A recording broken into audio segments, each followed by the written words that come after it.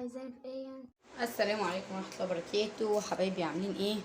النهارده بقى هنعمل مع بعض وصفه حلوه جدا بالبصله.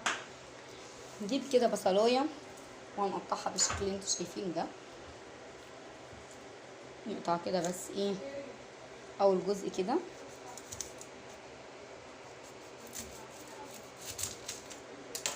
ده كده احنا عايزينها كده تبقى غطا. تمام. يبقى المقدار ده بس حوالي 1 سنتي. هنجيب بصلايه دي. تمام. ونجيب كده معلقه او مقوار بالشكل اللي انتوا شايفينه ده.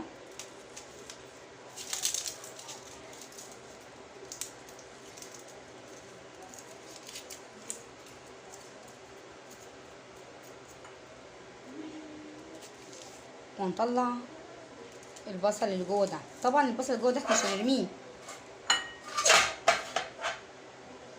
هنرميه، احنا هنحتفظ بيه. هنقول له هنعمل بيه ايه دلوقتي اهو. ممكن نعملها بالمعلقه بس هي بالمقوار هتبقى اسهل بكتير، كأننا كده بنقور بصلايه.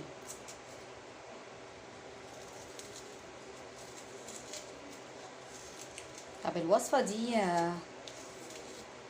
يا زينة بنعمل بيها ايه؟ هقول لكم دلوقتي. الوصفه دي مضاد حيوي وحاجه كده قاطعه جدا جدا للبلغم، طارد للبلغم والربو. بصوا بالشكل اللي انتوا شايفينه ده اهي. هنجيب كده توم بالشكل اللي انتوا شايفينه ده وهنقطعه جوه البصلايه بتاعتنا بالشكل اللي انتوا شايفينه ده اهو.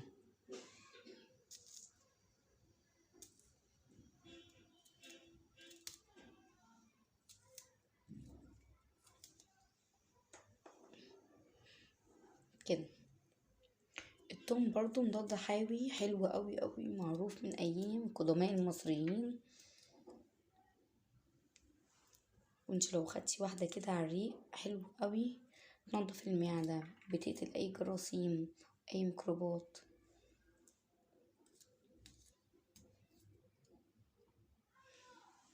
اهو بالشكل اللي انتوا شايفينه ده.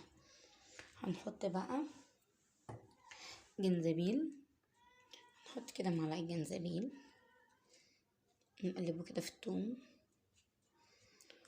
نحط معلقه عسل ابيض. عايزه اقولك بعد الخلطه الوصفه الجامده دي انت مش هتشتكي تاني من السعال ولا البلغم ولا كحه ولا الربو ولا الكلام ده ان شاء الله. الوصفه دي بجد ممتازه، انا سمعتها من واحده سوريه بجد جميله قوي.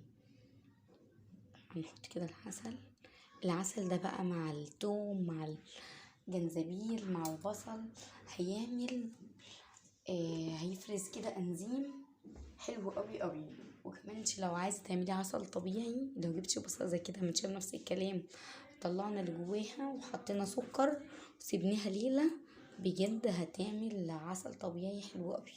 جربوها وقولولي في التعليقات. كده احنا عملنا الخلطه بتاعتنا اهي، نسيبها كده ليله كامله وناكل منها على الريق، بجد حلوه قوي.